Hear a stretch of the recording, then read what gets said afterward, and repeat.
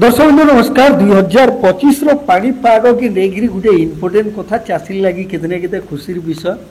सबू समय के चाषी भाई मैंने जानवार लगी चाहतीसन जे प्रकृत रे मई जून मास हो गले मौसुमी माने अवस्था काଣା है मौसुमी केते दूरे आसुचे काଣା होचे इटा जानवार लगी सबे चाहतीसन मौसुमी गतिविधि के जानवारटा निहाती चाषी भाई लगी दरकारी है से हिसाब रे चाषी भाई निज के प्रस्तुति हो पा से हिसाब से देखा बेले चाषी भाई मान लगी केते खुशी खबर है ई वर्ष टी आगतारू सबू हेबार लगी जाऊे पानीपाग विशेषज्ञ मान हिसाब से देखा बेले आगुरी आकलन करा जे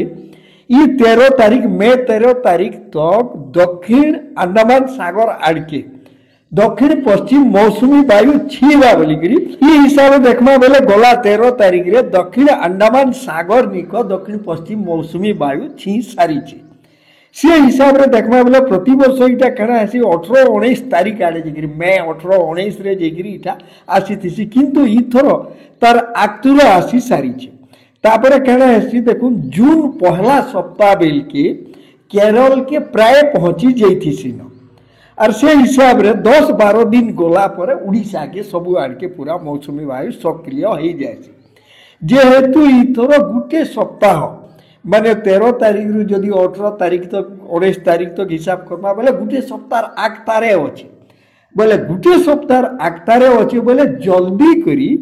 दक्षिण पश्चिम मौसुमी वायु उड़ीसा के पहुँचवा बोलिकी आकलन कराऊे एतकीटा चाषी भाई मैंने जानी तो 2025 रे ई प्रक्रियाटा टिके आगतरिया होकरी अच्छे और पानीपाग विशेषज्ञ मान हिसाब से जून रे स्वाभाविक वर्षा ठानु टिके अधिक वर्षा हबार भी आशा करा जाउछि से हिसाब से चाषी भाई मैंने निज के मैंने प्रस्तुत हबार कथा यादेर मुख्य काम हो बिहन संग्रह करवाटा है माइंड परीक्षा करवाटा है आ गोटे है निजर जमी के जदि उदिनिया वर्षा हो जाऊे निहाती जुति देवार व्यवस्था करेंगे एतकीटा जिनिस इम्पोर्टेंट अच्छे जड़े चाषी भाई इटा जानवार दरकारी है देखो वर्षा के लेकिन चाष जी सबू के देखा बेले सबू तो आम कि पार्मा बाकी जेनटा कि पानी पागटा आमर हाथे नहीं थाए सेटा कि निहाती जानवा के पड़सी जे इथर वर्षा आग अच्छे पच अच्छे 2025 रे केनता पानी पाग हवा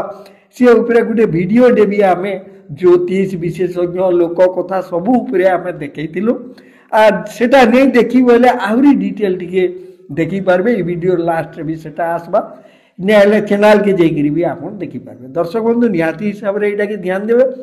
तार बाहर केतटा धान बिहन फोटो माने आम वीडियो डिस्क्रिप्शन रे देइछु जेनटा के क्लिक करी जदि आप चाहे यहाँ ऑनलाइन मंगई पारे निहाती सबके ध्यान देवे बोलिकी आमर आशा।